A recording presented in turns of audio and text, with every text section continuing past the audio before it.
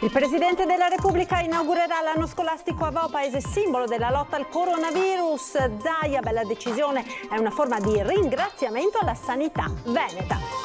Intanto però il calendario scolastico resta fermo al palo in assenza di una data certa delle elezioni. La rabbia del governatore, lo slittamento, pessima pagina della nostra storia. Il Movimento 5 Stelle, Zaia tiene in ostaggio Mattarella. Badante moldava torna a Padova accusando i sintomi del coronavirus, scatta l'allarme per i possibili contatti della donna. Il primario di malattie infettive, non si tratta di un focolaio. La disperata telefonata al 113, aiuto, poi le fiamme che divorano la casa, 2 donne di 58 e 74 anni morte carbonizzate a Castagnole di Paese. Il maltempo non dà tregua, violento nubifragio a Follina, frane ed allagamenti, in salvo una famiglia con 2 bimbi rimasta isolata, smottamenti anche sul Grappa. La comunità di Grantorto sconvolta per la tragedia del ragazzino di 11 anni annegato nel Brenta, il padre, non riesco ancora a crederci. Primo comitato di sorveglianza della nuova ACC dopo il fallimento dell'esperienza cinese. L'accordo fa scattare per la prima volta in Italia l'articolo della Costituzione che rende possibile ai lavoratori di entrare nella gestione dell'azienda. Il sogno si è avverato, ora parte un nuovo ciclo, le parole di mister De Carlo dopo la promozione dei biancorossi in Serie B. Buonasera, ben ritrovati con l'edizione del Veneto dei nostri telegiornali. In primo piano vediamo insieme la tabella relativa all'andamento dei contagi dell'epidemia nel nostro territorio. I dati sono stati diffusi poco fa dall'azienda Zero. Nessun nuovo contagio da questa mattina in Veneto, ma ancora 2 morti per coronavirus negli ospedali. Uno all'ospedale di Treviso, l'altro in quello di Sant'Orso. 955 le persone ancora positive al virus, per un totale di 19.194 contagiati dall'inizio dell'epidemia, 878 i soggetti in isolamento domiciliare, sale a 16.275 il numero dei negativizzati, 300 le persone ricoverate ancora negli ospedali del Veneto, 237 negativizzate, nessun ricoverato in terapia intensiva positivo al Covid. Nelle ultime 24 ore sono stati effettuati altri 10.669 tamponi, 3 i positivi. Per quanto riguarda le persone in isolamento, dicevamo, sono 878, 20 in più rispetto a ieri, 20 che sono legate, ha spiegato oggi il Presidente Zaia, alla partecipazione ad un matrimonio a Bologna. Intanto di queste ore la notizia che il Presidente della Repubblica Mattarella sarà in Veneto per celebrare l'apertura dell'anno scolastico a Vo, ma sulla data della visita c'è ancora l'incognita delle elezioni regionali. Sentiamo. Andremo a Vo a inaugurare l'anno scolastico. Ci sarà ovviamente l'ospite d'onore, sarà il Presidente della Repubblica, e poi ci saranno i bimbi, gli insegnanti, la cittadinanza, e quindi penso che sia un bel riconoscimento per quello che è stata la storia sanitaria, epidemiologica del Veneto. Il Presidente della Repubblica Sergio Mattarella tornerà in Veneto per l'apertura dell'anno scolastico a Vo, primo comune colpito dal coronavirus in Veneto e paese simbolo dell'emergenza sanitaria in regione. Con Mattarella ci sarà anche la ministra all'istruzione Lucia Azzolina, ma la data della visita rimane incerta. L'inizio dell'anno scolastico non si può fissare finché non ci sarà la data delle elezioni regionali. È colpa del Parlamento, perché se il Parlamento non fissa sta data delle elezioni noi siamo sempre lì. È veramente, tocchi un punto cruciale. Noi oggi non siamo in grado di programmare l'apertura delle scuole perché vorremmo capire quando si va a votare. Capite che per noi è veramente imbarazzante questa situazione, non è mai accaduta nella storia d'Italia. In un quadro sanitario in continuo miglioramento, 0 Covid nelle terapie intensive, nessun decesso nelle ultime 24 ore, appena 3 nuovi positivi su quasi 10.700 tamponi, spiccano le 20 persone in più in isolamento, tutte di ritorno da un matrimonio a Bologna. Abbiamo dovuto mettere in isolamento un nucleo familiare allargato perché in quel matrimonio abbiamo avuto notizie dall'Emilia Romagna che c'era un positivo. Sempre sul fronte sanitario, la Regione finanzierà con 9.700.000 euro 90 borse di studio per specializzandi. E anche questo è un bel segnale, no? Siccome faremo il corso di laurea in medicina e chirurgia, 90 borse di studio 9,7 milioni ci costano. E siccome faremo il corso di laurea in medicina e chirurgia a Treviso, volenti o nolenti noi lo facciamo. Zaia non entra nella polemica innescata da Andrea Crisanti, il direttore del Dipartimento di Medicina Molecolare e Virologia all'Università di Padova e autore dello studio AVO, ha definito l'Organizzazione Mondiale della Sanità un baraccone che va smontato e rifatto da capo. Ipse dixit, no? Lui l'ha detto. Crisanti, ipse dixit, cosa volete che vi dica? L'ha detto lui, è un esperto e non potrei mai commentare le parole di un esperto.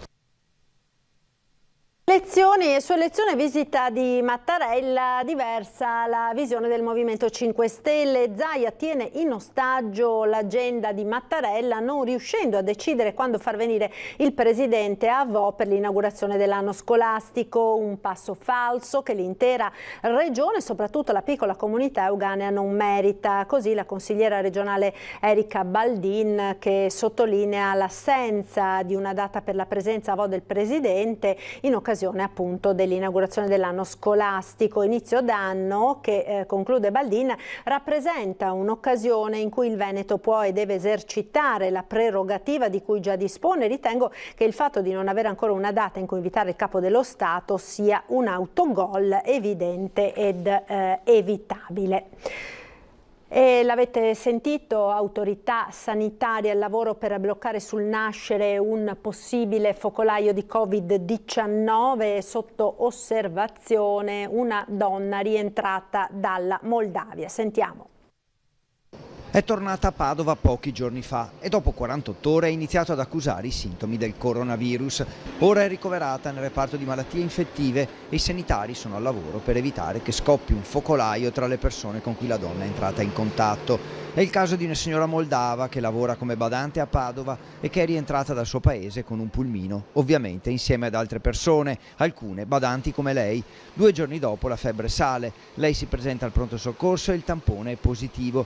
Già rintracciato l'autista del pulmino, le autorità sanitarie hanno fatto il tampone anche all'anziana che la donna assiste e ai suoi familiari. Stanno per essere rintracciati anche gli 11 passeggeri del pulmino, mentre è stato avvisato il consolato moldavo. La donna non è in gravi condizioni.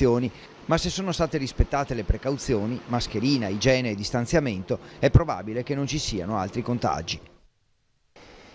Il coronavirus si presenta oggi come una patologia più lieve. A sostenerlo, ospite oggi alla Protezione Civile di Marghera, Anna Maria Cattelan, primario delle malattie infettive dell'azienda ospedaliera di Padova, dove è comunque allerta appunto dopo il caso che avete appena sentito di questa badante risultata positiva. Sentiamo.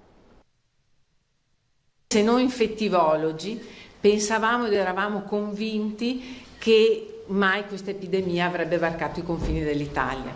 E vi dirò anche di più: il 21 di febbraio, il giorno X, noi a Padova stavamo facendo un convegno sull'infezione dell'HIV, sull'antibiotico resistenza e quant'altro. Attorno alle 4:30 di quel pomeriggio, Anna Maria Cattelan, primario di malattie infettive all'azienda ospedaliera di Padova, nonché membro del Comitato Tecnico Scientifico Regionale, è stata avvisata del primo caso di coronavirus in Veneto. Nonostante la sorpresa, la reazione del suo reparto è stata immediata ed efficiente e vanta oggi una bassissima infezione del personale ed un alto livello di guarigione.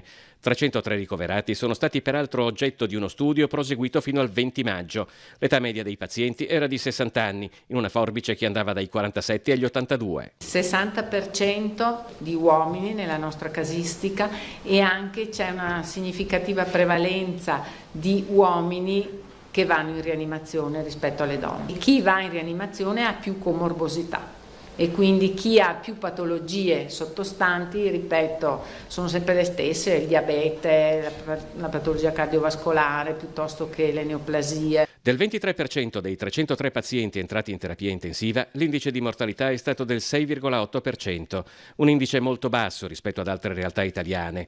Oggi si assiste ad una patologia più lieve, i pazienti non necessitano più di terapie intensive o subintensive, ma l'allerta rimane alta.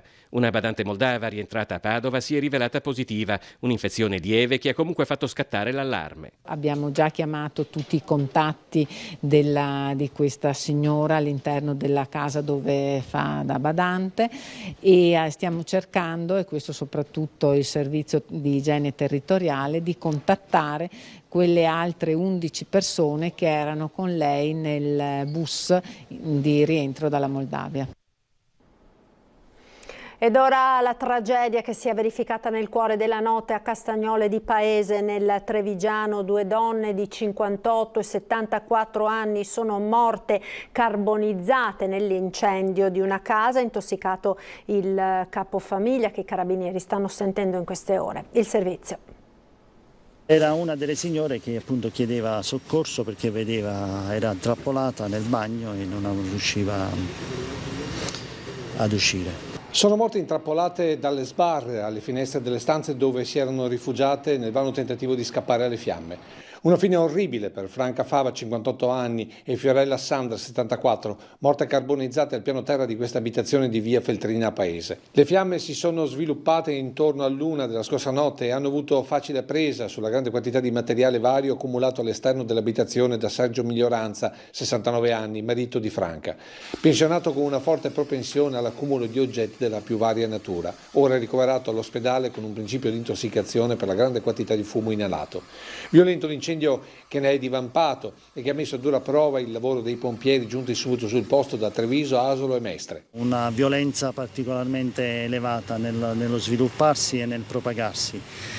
C'erano anche delle bombole di gas, quindi di GPL, disseminate un po' dappertutto nel giardino e che hanno ulteriormente incrementato sia la pericolosità di intervento, era intrappolata nel bagno e non riusciva ad uscire. Sono morte intrappolate dalle sbarre alle finestre delle stanze dove si erano rifugiate nel vano tentativo di scappare alle fiamme. Una fine orribile per Franca Fava, 58 anni, e Fiorella Sandra, 74, morte carbonizzate al piano terra di questa abitazione di via Feltrina a Paese. Le fiamme si sono sviluppate intorno all'1 della scorsa notte e hanno avuto facile presa sulla grande quantità di materiale vario accumulato all'esterno dell'abitazione da Sergio Miglioranza, 69 anni, marito di Franca, pensionato con una forte propensione all'accumulo di oggetti della più varia natura. Ora è ricoverato all'ospedale con un principio di intossicazione per la grande quantità di fumo inalato. Violento l'incendio che ne è divampato e che ha messo a dura prova il lavoro dei pompieri giunti subito sul posto da Treviso, Asolo e Mestre. Una violenza particolarmente elevata nello svilupparsi e nel propagarsi, quindi ha avuto modo di uscire da una scala esterna. Il fuoco è partito dall'esterno comunque. È una delle ipotesi più plausibili, però è in fase di approfondimento anche questo. Voi non avete trovato acceleranti, non avete trovato nulla? No, non abbiamo ancora indagato in maniera approfondita, però così sommariamente a vista sembrerebbe di no. E restiamo in provincia di Treviso per parlare della nuova ondata di maltempo. Se questa notte Castelfranco ha vissuto una tregua dopo l'esondazione della Venale, è stata la zona di Follina, quella maggiormente colpita nelle ultime ore dalle forti piogge. Le acque del torrente Vallalta hanno causato una colata di fango, ma si contano anche cedimenti del terreno e allagamenti nella Marca, disagi anche nell'area del Grappa, Borso e Monfumo. Allora, ho l'Enel al telefono, mi ha detto se vi mette una cassetta provvisoria, se ve ne prolunga qua per poter fare l'allacciamento. Non è bastata l'esondazione patita domenica pomeriggio. Territorio di Follina nuovamente colpito ieri sera a tracimare il torrente Vallalta dopo il violento nubifragio che si è abbattuto qui a Cison e Tarso. Terreno già a fradicio d'acqua che ha ceduto in più punti per le strade colate di fango fino a case, giardini e scantinati alla Bella e Pedeguarda. Nelle zone di collina frane e smottamenti tanto da interrompere la circolazione verso Rolle. In 20 minuti un pluviometro da 100 mm si è riempito e è andato anche oltre. Siamo andati sott'acqua in questa zona che è la più bassa perché ha esondato il torrente Vallalta e non potendo più scaricare nel fiume Soligo che era già in piena, si sono allagati gli scantinati. Particolare apprensione per una famiglia con 2 bimbi rimasta isolata in via Vallalta. Ieri sera c'era una situazione precaria nella Vallalta in cui abbiamo dovuto far evacuare una signora con 2 figli, di cui uno un neonato. siamo riusciti a liberare la strada per poter metterla in sicurezza e farla evacuare. 4 le squadre dei Vigili del Fuoco da Conegliano e Treviso al lavoro sul posto, il resto lo hanno fatto comune, volontari della Protezione Civile e cittadini. Tutta la notte siamo riusciti a pompare l'acqua, adesso però abbiamo la parte più difficile, che è quella con delle sedimentazioni, per cui abbiamo chiamato una ditta di espurghi e stiamo aspettando di riuscire a liberare completamente gli scantinati. Stiamo pulendo le strade e stiamo dando tutto l'aiuto che è possibile ai residenti. Disagi e timori anche a Fara di Soligo, Pieve, Tarzo, lungo il bollettino stilato dalla provincia che nella notte ha messo in sicurezza la strada provinciale 152 di Farrò, bloccata da detriti e alberi caduti. In campo qui, come sulla provinciale 4, anche pompieri e carabinieri. L'invito fino al fine settimana, quando si prevede un miglioramento del meteo, è quello di guidare con la massima prudenza. E nubifragi e frane anche nella zona del Bassanese, a borso colata di fango che ha invaso l'abitato di Semonzo. Sul Grappa una frana ha ostruito strada Generale Giardino. Vediamo. Un fiume d'acqua e fango è sceso dalle pendici del Monte Grappa nella notte, invadendo strade e case di Semonzo. Alle 21:40 è iniziata una forte precipitazione che ci ha accompagnato per più di un'ora, creando notevoli disagi soprattutto nella frazione di Semonzo. L'attivazione di 2 valli, la Valle del Cagliaron e la Valle del Sasso Bianco, hanno portato una ingente quantità d'acqua difficile da stimare e di materiale purtroppo lungo la viabilità sia provinciale che comunale.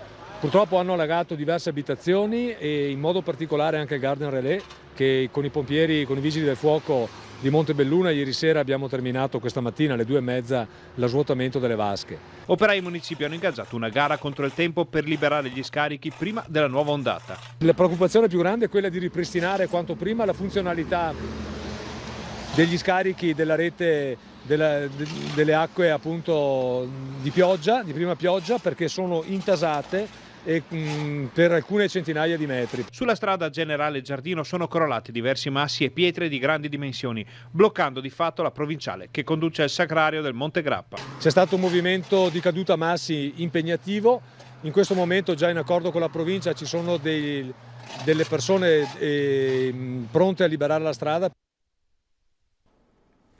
Ed ora la tragedia di Grantorto nell'Alta Padovana con il ragazzino undicenne annegato nel Brenta, la testimonianza del papà. Non mi serve sentirci, non mi cosa molto brutta da sentire, non l'auguro a nessuno, non l'auguro a nessuno, neanche al suo peggiore nemico, come si dice. È molto sconvolto, anche lui non ci crede ancora a sta roba. A parlare il papà di Aisa Oubel, il ragazzino undicenne di Grantorto annegato ieri poco lontano nel Brenta. Una giornata trascorsa in serenità con alcuni suoi fratelli, quando un pallone finisce sul fiume e il ragazzino, nel tentativo di recuperarlo, frana sulla sponda, finendo tra i flutti. Succede tutto in un momento, non c'è stato nulla da fare. Il corpo verrà ripescato qualche chilometro più avanti a Carturo di Piazzola sul Brenta. Il papà stenta ancora a crederci. Lui era al lavoro nel momento in cui è successo sta roba qua, quando è arrivato, quando è venuta sta roba qua, veramente, non ci credeva, ha detto non è possibile, mio figlio l'ho lasciato stamattina a casa, stava giocando con i suoi fratelli così, adesso mi dice che è morto, è impossibile sta roba, non ci credo ancora. La madre a casa, saputa la notizia, non ha retto e ha tentato il suicidio nella roggia dietro casa. La moglie sta molto male, l'hanno portato dall'ospedale. Anche lei non ci crede a sta roba, non vuole crederci. Oggi la casa degli Oubella è circondata da parenti ed amici che si stringono attorno alla famiglia, padre e madre di origine marocchina e 5 figli nati in Italia. Una famiglia ben integrata in paese, ma già colpita da un lutto. Una sorella disabile, infatti, era mancata lo scorso anno. Tutti però oggi vogliono ricordare Aisa com'era. Integrato molto bene, diciamo, con la comunità qua a Grantorto, vedendolo sempre con tutti gli amici, era molto vivace, per dirti, molto allegro, sempre scherzando. Giocava a calcio? Giocava, sì, giocava sempre a calcio, trovavo il campetto così, giocava a calcio, anche vederlo fuori così, controllo, sempre scherzando, tutti le sue. Chiudiamo quest'ampia pagina di cronaca, passiamo alle notizie dal mondo del lavoro. Storica giornata, quella di oggi per la ACC e per l'industria italiana. Ha siglato l'accordo per la rinascita dello stabilimento bellunese di Mel. Sentiamo. Sono le 13:30 quando nella sala degli affreschi di Palazzo Zorzi risuonano applausi liberatori e qui nella sede del municipio di Borgo Valbelluna che oggi si è scritta una pagina della storia industriale d'Italia. Dopo mesi di angoscia, ACC is back, ACC è ritornata e il suo futuro è stato vergato dai componenti del comitato di sorveglianza, il primo dopo il naufragio dell'esperienza cinese. In calce a un accordo di grande innovazione che riconosce ai lavoratori il diritto costituzionale di collaborare alla gestione dell'azienda. Avere la coralità operaia al fianco dei tecnici progettisti, a fianco dei commerciali che devono interloquire con le grandi aziende tedesche del freddo è un motore che dà grande forza al nostro progetto. Di fronte alla RSU ACC, ai segretari referenti provinciali e regionali di categoria di CGIL e CISL WIL, ai rappresentanti istituzionali con il ministro D'Incà in videoconferenza, Maurizio Castro parla di un accordo che ha precedenti nobili in Zanussi nel 96 che ancora riecheggia, una frontiera avanzatissima. Qui cambiamo le sorti, nel senso che noi riportiamo in patria un'azienda che era stata comprata da una multinazionale cinese, si parlava cinese all'interno. Riportiamo centralità all'articolo 46 della Costituzione, lasciato sempre inespresso. Qui abbiamo fatto in modo che un commissario, finalmente un industrialista e non solo un fiscalista o un avvocato, ma uno che si intende di politiche industriali e di queste politiche industriali, cioè dell'elettrodomestico, diventa commissario. Allora c'è speranza per la politica industriale italiana. Con il commissario Castro l'assessore Donazzan già ragiona sulla ricerca grazie a progetti che vedranno in prima linea l'Università di Padova. Ora si punta al nuovo posizionamento di ACC più elevato, d'alta gamma. Cruciale sarà la parte economica. Siamo assolutamente sicuri che la comunità bancaria del territorio nazionale saprà intercettare tutto il valore di questa sfida ed aiutarci come è giusto che accada. Il piano quadriennale prevede l'assunzione di 18 lavoratori che erano stati licenziati dai cinesi di Wanbao. Una strada mirabilmente tracciata grazie anche al coraggio e all'orgoglio delle maestranze che in questi anni hanno mostrato disponibilità e generosità. Questo risultato che oggi abbiamo in qualche modo consolidato, ma che non ci fa fermare davanti a tutta una serie di obiettivi, era un impegno soprattutto nei confronti dei lavoratori, delle loro famiglie e di questo territorio, che ha sempre dato tanto a questa azienda. E siamo ora alla pagina dello sport con il calcio, mister Di Carlo e la promozione in Serie B del Vicenza, frutto di una mentalità da vincenti che parla di continuità e sacrificio. Ora le parole d'ordine sono consolidamento e continuare a sognare. Vediamo. Rilassato e sereno, mister Di Carlo arriva in casa Vicenza allo Stadio Menti dopo la sbornia da promozione dell'Ane in Serie B di lunedì pomeriggio, un sogno che si è avverato. Il sogno e l'obiettivo mio e dei miei tifosi, della mia società, era di poter vincere in questi 2 anni, tornare in Serie B. Ci siamo riusciti al primo colpo e questo è un merito di tutti. Una promozione che arriva, spiega il mister Di Carlo, grazie al gruppo e ad una mentalità che è cresciuta man mano. Una mentalità che solo quando puoi vincere bisogna avere, e noi l'abbiamo avuta, che è la continuità. Una promozione che non ha avuto il battesimo del campo, ma i giocatori sarebbero stati pronti a tornare a giocare, visto che anche in tempo di lockdown si sono sempre allenati, ma intanto da domenica liberi tutti. Chiuso un ciclo, se ne apre un altro, quello della Serie B, e il mister Di Carlo ha già le idee chiare. Bisogna consolidarsi in Serie B e mantenere il sogno. Queste sono le 2 cose che voglio trasmettere a voi e ai nostri tifosi. E quelli che si andranno a individuare saranno giocatori funzionali a quello che è il nostro gruppo. La base dunque c'è per la B, ma va consolidata e la scelta dei nuovi giocatori si farà oltre che sull'aspetto tecnico, sulle caratteristiche morali di personalità per stare nel gruppo. Un pensiero importante va ai tifosi. I nostri tifosi sono unici, fantastici, perché nella negatività degli anni precedenti sono sempre stati vicini alla squadra, quest'anno hanno dimostrato di essere i veri vincenti di questa Serie B che abbiamo conquistato, quindi dobbiamo tenersi stretti e la dedichiamo sia alla società che ai tifosi questa vittoria. Chiudiamo con una notizia, con un'avventura a lieto fine per un gattino che nel tardo pomeriggio di ieri si era trovato in pericolo in un canale. Il miccetto era rimasto bloccato su un mucchio di detriti che galleggiavano all'imboccatura del sifone che collega il canale emissario destro con il fiume Bussè. Non aveva via di scampo. I pompieri, avvertiti da un passante, sono intervenuti dal vicino distaccamento di Legnago con una squadra e 3 mezzi, tra cui un gommone. Hanno predisposto tutto per il salvataggio. Il miccetto è stato portato in salvo e coccolato da Alessia, la ragazza che aveva chiamato i soccorsi, che non è riuscita più a separarsi da lui e lo ha adottato. Ecco, lo vedete nelle immagini, le delicate operazioni di salvataggio hanno impegnato i vigili del fuoco per circa 2 ore. Ed è tutto per questa edizione, grazie per essere stati con noi. Come sempre al termine del TG uno sguardo alle previsioni del tempo con il nostro meteo. Arrivederci.